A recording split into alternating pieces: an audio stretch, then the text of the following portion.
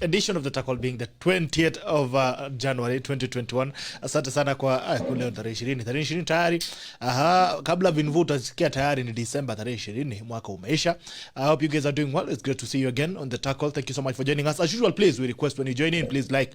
When you like, I get to know that you're watching us. And that's why you like, please share. When you share, you give someone else an opportunity to watch the broadcast. Kama kawaida, tafadhali karibu, ukifika pale piga like. Ukisha like, share. Ukishare unampa mtu mwingine nafasi ya kuweza kutazama broadcast. Naona kuna majamaa wamekimbia hapa mapema, lakini kama kawaida kabla tujaanza niweze kuwapea shout out several. Tuanza na maombi alafu tukirudi tunajua kazi ni vipi. Haya, tuende mbele za Mungu. Mighty Father, we come before you this morning. We worship you, we glorify your name. Thank you for an opportunity to see a new day. We thank you because of your provision. We thank you for the life you've given unto us.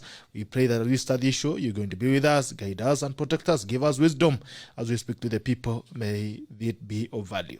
We thank you and we glorify your name. In Jesus' name we pray and believe. Amen. Asante sana. Thank you so much for joining us this morning.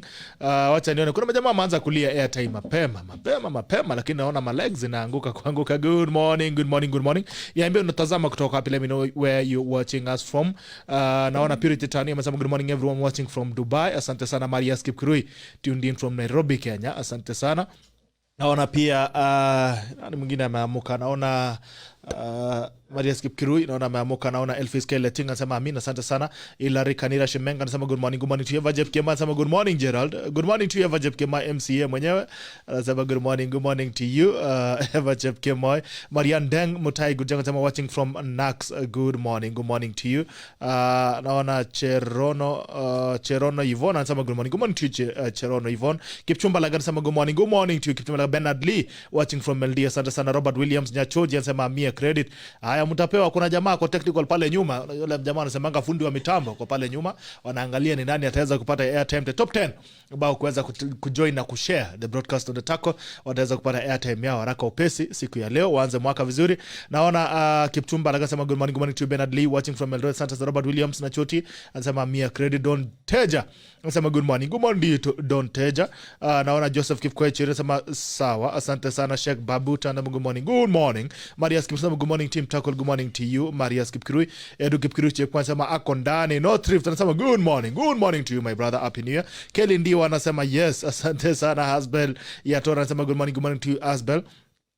Edwin Kipkoech Biwot, mheshimiwa Moibena anasema present, asante sana Edwin Kipkoech Biwot. QS Mwangi Kikuyu anasema good morning Tackle tuned in, asante sana. Purity anasema niko ndani kama kawa, asante sana Purity.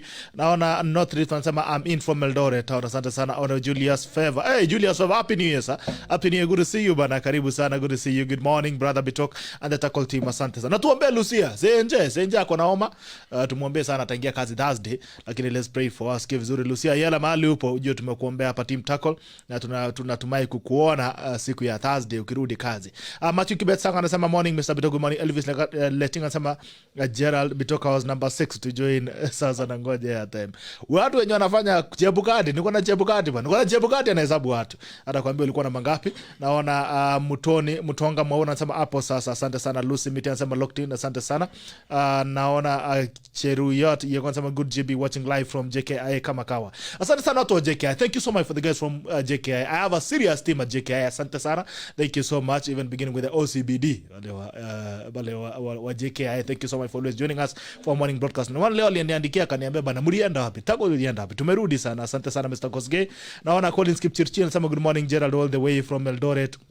MTRH I'll follow. Thank you so much Daktari. Collins Kipchirchir anasema anajiita the Duke of Cabeneshire. Asante sana. Thank you so much Collins Kipchirchir. Victor Tora Mogira anasema good morning St. Peter's Lanet Nakuru. Bernard anasema good morning to Adam Slima, good morning. Biruta anasema watching from Melbourne, Australia. Watu wa Australia, Melbourne, the land down under. Thank you so much guys from Australia. Really love you. Thank you so much for always joining us. Naona nitita the brand ambassador of the deputy president. Thank you so much Biruta. We really appreciate you, asante sana. Naona Daniel Kimosopa anasema mia, thank you so much Daniel. Regard Bansam watching from Ruiru, watu wa Ruiru wa Pipers, asante sana, tukule nyama choma weekend. Daniel Kimosopa anasema leta credo, credit inakuja kama huko under 10 top 10 Vincent K. anasema good morning to Kimutaya Tor tuned in from Minnesota. Watu wa Minnesota. I hope you guys are doing well. Thank you so much for joining in. Kipiator Frank anasema good morning, great Kenya na asante sana. Thank you so much. Abel Kemba anasema good morning sir, good morning to Kimtai Vini. Good morning. General Kipla anasema good morning Mr. I'm watching from Juja. Leo ni mashotos tunawapea kwa kibao. Ukitaka kusalimia mtu pia unaniambia alafu nimpee kwa salamu hapa. Anasema habari ni nusu ya kuonana. Great Festo anasema watching from Ruaraka. Good morning to you. Watu wa Ruaraka. Philemon Ruta Kiprop anasema good morning live from Narok. Thank you so much. Pakin Munzala anasema good morning. Jalakat Mary anasema watching from Westlands. Anasema Jeffrey Ombaso anasema Jeff Moja. Good morning Jeff Moja. Good morning to you sir. Robert King anasema good morning. Silas Kiyai, welcome Team Tackle and let's keep going after a long December and January holiday. Tumeenda holiday mrefu sana lakini tumerudi. It's good to see you. It's good to have you back guys. Thank you so much for being loyal. Unajua mmekaa holiday lakini mkasema Tackle ikirudi lazima tufike. David Kimani watching from Subukia. Watu wa Subukia, watu wa Dondori pale kwa kona. I hope mlipata lahami siku hizi. Asante sana. Alberto Santos anasema watching from Kape. Asante sana. Samuel Ongunti anasema good morning Gerald. I'm watching from Ilula Patrol Base. Watu wa Ilula, salimia watu wa Ilula sana. Naambia nawapenda zaidi wa Patrol Base pale Ilula. Waambie Sato tunaonana tuko pale GK Prisons, mchezo wa volleyball, watu wa kupiga mpira. Tunakutana pale GK Prisons Eldoret Saturday. So watu wa Ilula Patrol Base, tafadhali tuonane pale tuweze kujumuika na ndugu zenu. Asante sana. Naona Albertos, naona pia Gakima watu wa Thika. Bwana Diaro Gosho. Gakima, good to see you. Thank you so much. Naona umeingia spell ya Torsama, good morning from UK. Watu wa UK wa United Kingdom, thank you so much for joining us. It's always a pleasure to have you. Asante sana. Geoffrey, naona Jeffrey Ombaso anasema live from Bomet. Asante sana. Eugene Elisha Jr. anasema it's another 2 billion day. Good morning following from Doha, Qatar. Sijui sasa imefika ngapi? Sijui mmekula milioni 1 asubuhi. Wala watu waliamka mapema kama sisi. Wanasema the early worm catches the worm. Zingine the early worm catches the bird. Anyway, ni Kenya bahati mbaya lakini Yesu ni Bwana. Dorinche wasema good morning Tacklers. Good morning to Andrew Kathirimu. Wasema good morning. Alan Kiprotich Sire. Sama good morning Vincent Waithika. Sama good morning tuned in from Kiambu Road. Asante sana watu wa Kiambu Road. Kenneth Kibed, watu wa Kiambu Road tafadhali mkimbianga pale. Kama unataka kununua gari kimbia Maridady Motors pale Kiambu Road Theater Mall. Unaweza kupata gari haraka upesi. Kama wewe ni mtu wa kuweka kidogo savings, enda Maridady sako pale. Utaweza kupata gari baada ya kuweka 50%. Unapewa gari yako unalipia mdogo ukiendesha. Usitembee mguu ina robo utamaliza kizigino. Enda pale Maridady Motors sako uweze kupewa usave pole upewe gari yako ukisongesha. Naona pia kuna jamaa hapa anaitwa Kenneth Kiben sama tundia sana Gaddafi senior Njamba, grade yangu 2 months now. Gaddafi tuma namba, wacha tukulime leo, hata nakulima na grade. Weka peana namba hapa utashughulikiwa na jamaa tu Douglas. Kibet Bashir Oman anasema wapi credo. Kihara Jina anasema good morning Utawala tuko locked. Asante sana Kosgei Kibiwa anasema good morning to Nathan Kimani from Kiambu. Watu wa Kiambu, Bwana Yesu asifiwe. Kina Mushendu pale, Mushendu atakuwa from Thursday, anakaribia narudi kazi. Amzana sana niko Muhuru Bay. Asante sana Jane Mumbi, good morning from West. Jane Mumbi hapa business imepick up mambo ya tours. Ukikimbia pale kwa Jane Mumbi anaweza kupeleka Masai Mara uone wanyama. Kuna watu ile wanyama wameona tu ni paka ya nyumbani. Then kwa Jane Mumbi wapeleke tour. Wadhabe anasema Juja hii. Asante sana Moses Kebenai Jika anasema happy new year, I'm back officially today. Wacha tuchape kazi from Kanairo 047 kwa Kanano. Asante sana. Anasema Kanairo governor ni Mwenda. Unajua wengine wanasema ati ni Mwenda. Kanano Mwenda ndio governor wa Nairobi. Asante sana. Kanairo governor ni watatu. Kuna Sonkore, kuna Badi na kuna Kanano. Elias Lagata anasema locked in from Eldoret kama good barracks. Asante sana. Ole Julius Favor anasema merchandise yangu na kitabu ya RB Salastia sijawahi pata Bishop Bitok. Julius Favor, nilikuambia unitumie nambari. Tuma nambari alafu kuja kwa ofisi uchukua kitabu. Kitabu yako ya RB iko hapa. Kuja utaweza kupata, na ukifika hapa na kuongezea vocha kwenda kuosha gari pale Maridadi. Kama hujapata gari, unakaa na vocha, unachanga pole, shika vocha alafu gari utanunua baadaye. Haya, naona Elton HC anasema good morning Tamale Ghana. Thank you so much guys from Ghana. I really appreciate all the guys from Ghana. We have guys from Ghana, we have guys from Zambia, Malawi, South Africa. Thank you so much guys who are coming in from the West African side and also South African side. We really appreciate it. The guys from Ghana, led by Esaito. So good morning to you, Esaito from Tumale, Ghana. Thank you so much. I really appreciate it. Vivian Kogo anasema good morning team Tackle. Good morning to you, Vivian Kogo. Hope you're doing well. Happy New Year. Kiptarus Patrick Kimayo, good morning from Rongai. Watu wa diaspora, asanteni sana, karibu. Sijui kama mpata visa ya kuingia Nairobi leo. Jojo Iraki anasema hello anasema okay, nimeona. Abdul Muaz anasema live from Wajia, good morning to you. Jimmy Mary anasema good morning. Kipkorir Moses, good morning from Kwavon Sakitui. nilikuwa nauza maziwa huko kwa Vonsa kitambo. Basi hata umeamka vizuri. Joel Rama, chairman wa Team Tackle Diaspora. Anza morning tackle team. Asante sana wote wa Diaspora. We really appreciate you.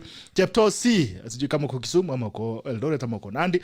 Anza good morning to you. Good morning to you Chepto C. I hope you're well. Happy New Year. Sami Kowende, some good morning tuned in from Nandi Kabie. Dr. Nandi. Asante sana Lagat K Maswashi. Some morning from Nakuru CBD.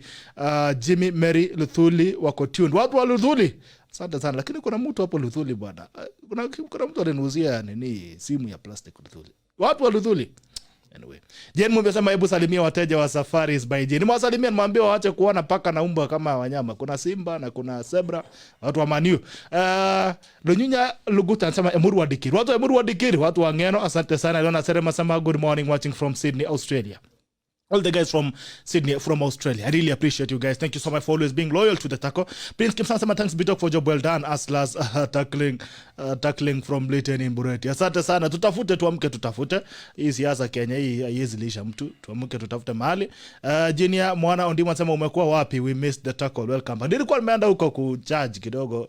Battery ilikuwa imeenda chini lakini nimerudi. Sheriff Drinkwater Yosha anasema ndani. Asante sana Stanley Timpale. Good morning to tackle. Good morning to Asbel Kiprob. Good morning Gerald Bitok tuned in from Nairobi. Asante sana Asbel Kibrop, we really appreciate you sir.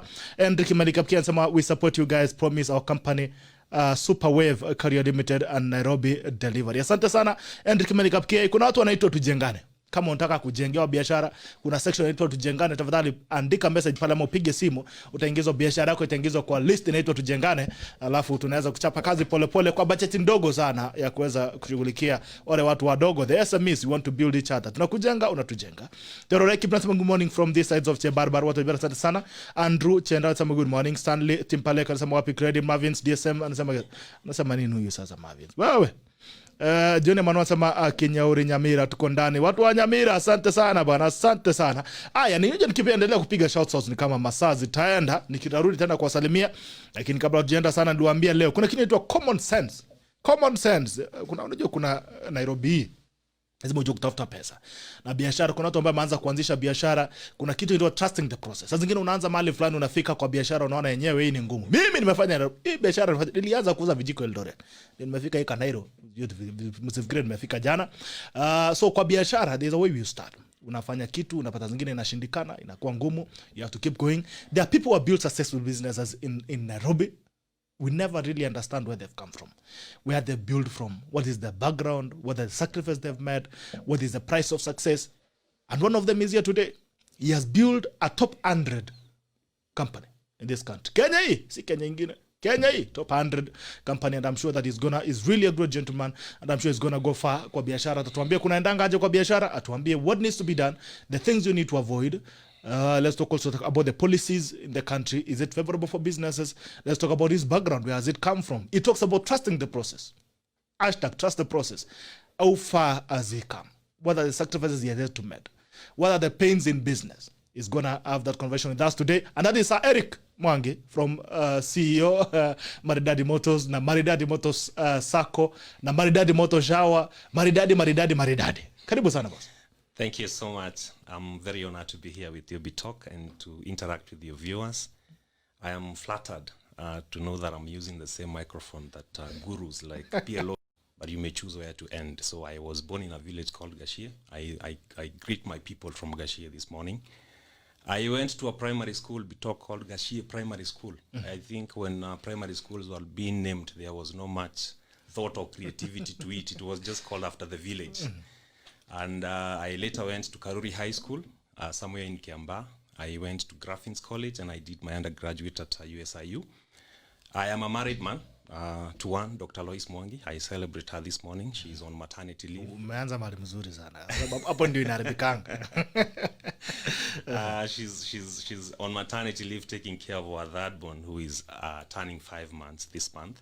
I am a father of 3, so I have a boy, a son who is my firstborn. He's turning 10 this year. He's been reminding me that his birthday this year is for a double digit. So I have to make the gift bigger. And my daughter is 8. She's called Rain. So that is basically who Eric Mwangi is in a nutshell. So umesema vijana wawili, msichana mmoja. Ama wasichana wawili kijana mmoja. Wasichana wawili, kijana mmoja. As a balance equation. Bibi mmoja. lazima to balance. Lazima to balance, yes. There's something. So how was your journey been? I mean, ulizaliwa Kashie. How was your growing up like? You know, unajua kuna watu wengine wanafikirianga ndio uanze kunyonga hiyo tai lazima ukule toka mahali baba yako alikuwa ananyonga. Well, Gashie is a village. I mean, Gashie is 15 kilometers from Nairobi. If you drive there, it will take you about 20-30 minutes. But when you get there, you will appreciate that you're in a village like every other village in Kenya. There are good things happening, very many good things if you decide to focus on them. There are also a few challenges that are happening in every village. And growing up for me, I would say I give you a lot of credit to the family that I come from. I come from a family of 10. I happen to be the 10th born. I avoid saying last born. My dad always reminds me when he's annoyed at me that I am the only of his children who was born in a maternity. One maternity. And I would say that I had many parents, therefore, because all my older brothers and sisters were helping my parents to bring us up. I remember it was the resolution of my older brothers and sisters who said that we are going to make sure that every one of our children in this family gets education. So they fought really hard, even though I was growing up when my dad was retired. They paid my school fees. They took me to high school. They took me to college. And that is how growing up was. So I was just a normal village boy. We would go to the coffee plantations around the Gashie village. There were so many of them. Where you see buildings like Roslyn Heights. When I was a boy, those were our hustling grounds. We would go there picking coffee. And you would spend the whole day picking coffee. You do one debe, and you paid 7 shillings in the evening. Yeah. And by the way, in that hustle of picking coffee, I think is one of the places where I picked one of my strongest values. I remember one day when I had spent the whole day. I don't know whether you ever picked coffee, Bitok. Sisi tunapikingi mahindi. Mahindi, na majani chai. Na majani chai. So coffee is a different ball game. It's a job that you must do by working hard. And I remember one day when I had done a very good job, according to me, I had picked almost a whole debe. A whole debe was made of like 7 kasukus. I don't know whether you know the kasuku container. Kasuku ile ni ile 2 kgs. Yes, you would do 7 of them to make 1 debe. For that 1 debe to pay you 7 bob in the evening. Wow. And I remember at around 3 o'clock, unajua ulikuwa unachuna kahawa, unapeleka pale kwa ngunia yako unaweka. Unachuna, ukijaza kasuku, unaenda unaweka pale. Nilienda kuweka kahawa yangu kutoka kwa kasuku nikakuta sipati ngunia yangu. Guess what? Someone had stolen my ngunia of coffee. My whole day effort had just disappeared like that. Okay? And I think it was a very painful moment. I was a young boy, probably in class 6 or class 7. I remember my older sister encouraging me, my brothers encouraging me. I cried a lot. But every time I look back to that story, I think it is the one thing that taught me in my life how painful it is to cause another person an injustice. That you steal someone's effort like that. So growing up for me in the village was like that. You know, we would go with my mom to till other people's lands, you know, in the village. There's always the families that are doing well and the families that are not doing well. And sometimes the families that are not doing well provide labor to the families that are doing well financially. And for the context that I come from the generation of parents who believed that children are not just children, they are also a source of labor. Yeah. And so, in fact, the more you had, the better. They refused to have 2 kids because they would say, hawawezi lima eka moja wamalize. So we would go with our mom to till farms of other people. I mean, when we grew up, we were teenagers in high school, we would go from JE and look from JE. That is the time when Nyari Estate was coming up. We would go there to hustle and work. And basically, that's how village life was. Then schools would reopen, you go back to school, and life goes on. So ndio historia ilikuwa. So gunia moja ya coffee ni debe ngapi? 4, right? If I'm not wrong. No, it depends on the size of the gunia. That clearly tells me you've never picked coffee. Unajua kwetu gunia ni moja ya 90 kg. So tunasemanga mahindi debe 4 ndio gunia moja. Pale kulikuanga na bucket. There was a special bucket. It was a metallic bucket that was available in the coffee plantations. You know, the farms had them. That was a unit of measure for how much coffee you must pick for you to be paid 7 bob. But even the debe itself is heavier. It's even heavier than the coffee itself. Ukibeba debe unaumia kuliko wakati umebeba coffee, umebeba kahawa. Very true. Right? So what are some of the things that really, what are some of the values? You said one of the values that you picked up is that you should not oppress the other person. Yes. What is any other value that you've picked up along even before you go to business? Working hard. You know, my mom has always insisted on a very. My mom has always insisted on one principle of life: if you don't work, don't eat. And she kind of created a daily reminder for us that before you take that plate of food in the evening to take your dinner, you need to be asking yourself one basic question: what work have you done today for you to justify the plate of food that you're eating? And I would say that that is a value that I try to live on to date. That every evening before I take my dinner, I want to ask myself, by the way, what work has I done today for me to justify, to deserve this plate of food that I'm eating today? Yeah. Oh, that's Then this job also taught me, you know, the value of process. You know, you don't just get it, or you cannot just walk into a coffee plantation and all of a sudden you have 5 debits. It's you have to put effort, pick one branch at a time until that kasuku is full. Then you take it to your gunia and put it there. Then in the evening you have to carry your gunia all the way to the factory where you're going to go and you're going to be paid for it. I think the value of hard work for me is something that I really picked from those boyhood jobs that I did. Yeah. All right, tell us about Maridady. Maridady has grown to be an authority in motor dealership. You know, and at a fairly young age, that, you know, when people hear about Maridady, wanafikanga ni yaka mzee kanatembea na magoti kama hivi anatembea na kijiti. Belongs to a young man. How was the birthing of Maridady like? Where did it start from? What made you decide to start selling cars when you could be selling coffee, where you're picking coffee the rest of your life? Ama ulikuwa mnatangaza gari Gashie? I'll actually, the dream actually came from Gashie, but every time someone tells me Maridady is very big, Maridady is doing very well, I think as the entrepreneur behind it, it humbles me. But it reminds me of the many challenges that I know are there in the industry, the many challenges that I know are there in the company, and it kind of makes me focus more on what needs to be done than what has already been done. But the way I got into the auto industry is a very simple story. I keep saying it's a very simple story, and I attribute it to one man that I met when I was in high school. His name is Mr. Geduku, and I give him the credit for ushering me into the auto industry. He was a teacher, and he was importing vehicles and selling them here in the country. And because of the nature of his job, he would therefore give me responsibilities to go and market these vehicles. That time, the internet was not as big as it is today. In fact, it was completely unknown. So I would go marketing, put in posters, Pale Sarit Center, you know Sarit Center? Yeah, Center. The notice boards. The notice boards. Then that was the main way of marketing vehicles, of course, plus the classified small advert on the newspaper. And he trusted me 100%. He even bought me my first mobile phone, like a first mobile phone, the one that got me a wife. This Mr. Geduku. This Mr. Geduku is the one who bought it for me. Hapo ndo ulianza kuchanganyia msichana wenyewe. Why? Because ila kufinya vile yes, it was like a small phone. Why did he buy it for me? Because, you know, he was a teacher. He didn't want to disrupt his teaching by receiving phone calls from prospective buyers, so he needed someone to handle that for him. So that is how I slowly got into it. By that time, I finished high school. I went to college, at Graffin's College. I started doing business computing. That made me see some challenges that my church, my local church, ACK Kihara Parish Church, was going through in regards to projection. You know, the church had just bought a projector, and there was nobody who was qualified to operate it. So because I had some IT knowledge that I had gotten from Graffin's College, the church again gave me a responsibility to be the one who is managing the projector. And I give a lot of credit to that job that I got from the church, because it instilled a sense of public responsibility on me. Yeah. And that continued. Within the church, I was able to realize that the church had a circle. And I realized that the circle was not computerized. Again, I proposed to the circle that, you know what, if you guys give me an opportunity, I think I can play a role in computerizing your records. Mr.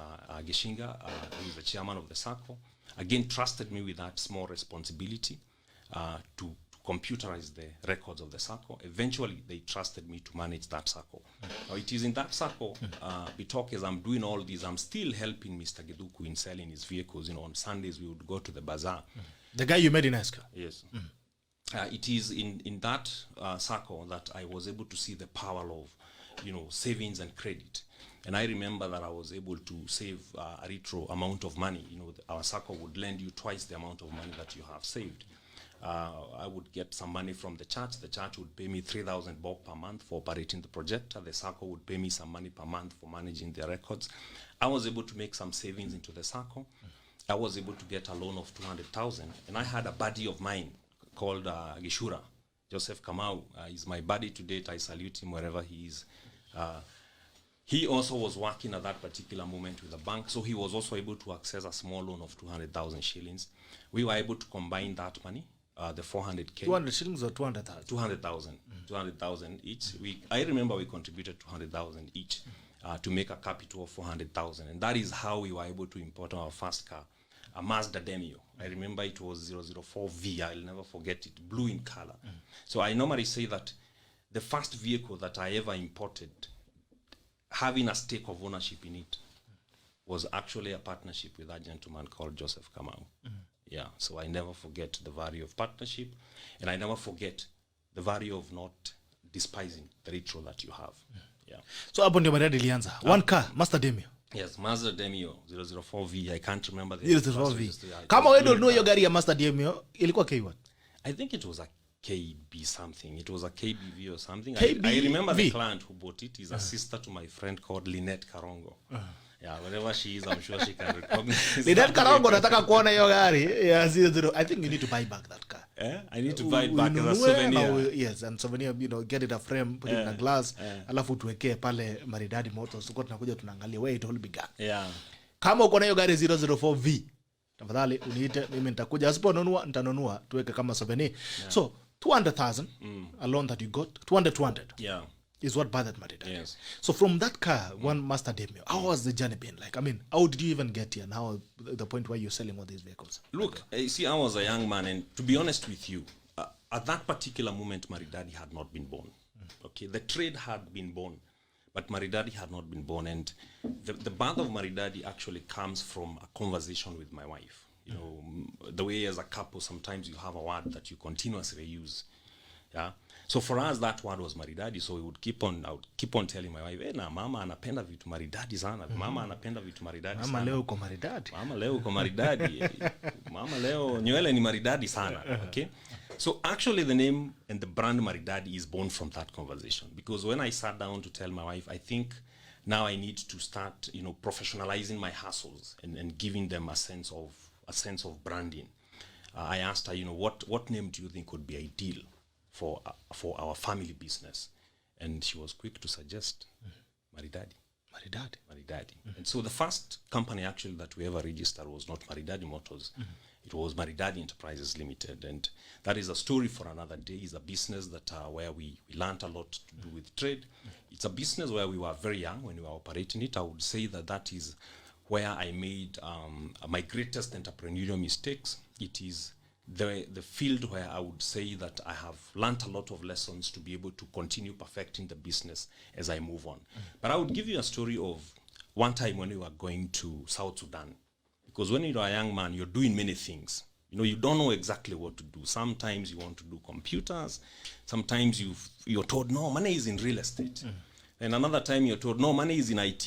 And then you're told, no, money has moved. Now money is in stationery.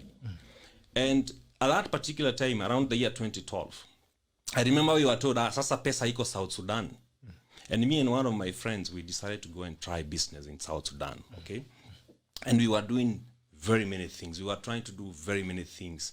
Shooting lions, shooting antelopes, hyenas, buffaloes. You are a hunter in the jungle, but you don't know exactly which animal. You don't know what you're looking for.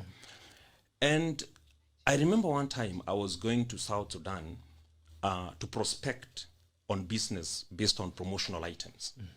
And I had the samples with me. I had hustled that week to make sure those samples were ready so that I can go and present them to the company in South Sudan that needed them. And that time you were flying Jetlink. Yeah. Nimekaa pale nyuma ile kiti ya pale mwisho. And I was sitting next to a lady, and in my judgment, this lady was in her late 50s. She was a white woman. And older ladies, I think as women get older, they become more friendly. They want to engage you into a conversation. And this lady engaged me into a conversation as a young man. I was in my early 30s or late 20s. And he asked me, what's your name? I told her my name is Eric. And what what are you going to do in South Sudan? I told her I'm going to South Sudan to do business. And this lady asked me, what business do you do? I told her I do many things, I do fuel, I do computers, I do what. Hapo unafikiria, labda hizi vitu zote utataja huyu mama. Kuna kamari katangukia. Atakwambia kuna kitu mama anasema. Umetaja fuel, niletee tankers 100. But when I finished telling that lady that, she asked me the question again. She asked me, tell me exactly what business do you do? And we talked for the first time, it occurred to me that I didn't know what business I was doing. And because I was going to drop those samples in Juba and fly back in the evening, I promised myself one thing, that by the time I take the flight back and land at JKIA, if ever I meet that lady again in that flight and she asked me the same question, I should be able to answer that question in one sentence. And that is when I did my soul searching and I asked myself, of all the things I do, of all the many businesses that I do, which is the one business I think I can be passionate to settle in? And in my mind, and when I consulted with my spouse, we agreed that I should try and focus in the outdoor industry. And I promised myself that for at least 10 years, I am not going to touch anything else. Even if you come up with an idea of silver and gold, I will continue pursuing the outdoor industry and see what can come out of it. And basically, we talk, that is how Maridady Motors was born. That's how it was born. And this is where it is today. Yeah. How do you feel about where you stand today from where you've come from? Sometimes I have mixed feelings. Sometimes I feel like I have done something, but to be honest with you, business and entrepreneurship is like going into a jungle. Sometimes you think you've covered half the jungle, only for you to find that you haven't even done 10%. And I think it's a path of self-discovery. So sometimes I see the challenge, I see the problems that we have in Kenya's outdoor industry. The entire motoring space has a lot of work to be done. And so every day I feel that it becomes a bigger responsibility. When I was a younger entrepreneur, my only focus was probably to just make a little money to keep my family going. As you grow older, you become more sensitive to the needs in the society. You realize that you have a whole team looking up to you. You listen to people on social media tell me, by the way, I am looking at your business. I'm trying to model my business like yours. Just yesterday, a young man walked into my office and told me, you know what, I would want you to mentor me in business. And you begin to realize that this is more than just business. This is life. This is a responsibility that you have to serve God by doing what you do. Yeah. That's amazing. That's really great. All right. You've built a top 100 company. I saw you won an award for top 100. Yeah. What does it take to build a top 100 company? I think it takes focus. I think it takes the realization that it's more than just about the money. That you are in the market to solve a problem. You're in the market to solve a need. That for every transaction that you do, like for us, because we import vehicles for Kenyans, many times you can be oblivious to think that that is just a financial transaction. But to be honest with you, behind these transactions is a lot of emotions. Sometimes you'll be handling a family that is the only saving they have. Sometimes you'll be handling a transaction on behalf of a father who has promised his family that, by the end of this year, we are going to buy a car. And you have his whole family looking up to him. That car is the hope of the children. Yeah. That car is an icon of inspiration to the children. They are telling people in school, what daddy said he's going to buy as a car. And it gets very emotional if something was to go wrong when you look at it from that perspective. So building a top 100 company, I would say, is not something I sat down to say that I'm going to build a top 100 company. No.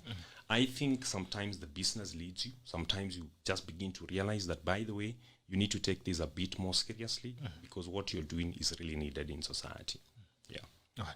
So there's a thing that I've taken you. What are the core values of your business? Because there's someone here, I'm seeing there's someone who said profound, that is Jane. Jane, by the way, does tours. Anafanya biashara ya tours, anaitwa Jane Mumbi. Jane Mumbi, some profound. Maridady is a big name because the young man has surprised us today. His values and sense of responsibility is great inspiration for us all. May Maridady grow to be great. What are some of the values? What are those basic? There are those things that you say deal breakers. What are the values in your business that you think has helped your business to grow? In only less than 15 years, it has grown to be a top 100 company. What are those deal breakers? What are those values that you've inculcated and set as a foundation for Maridadi?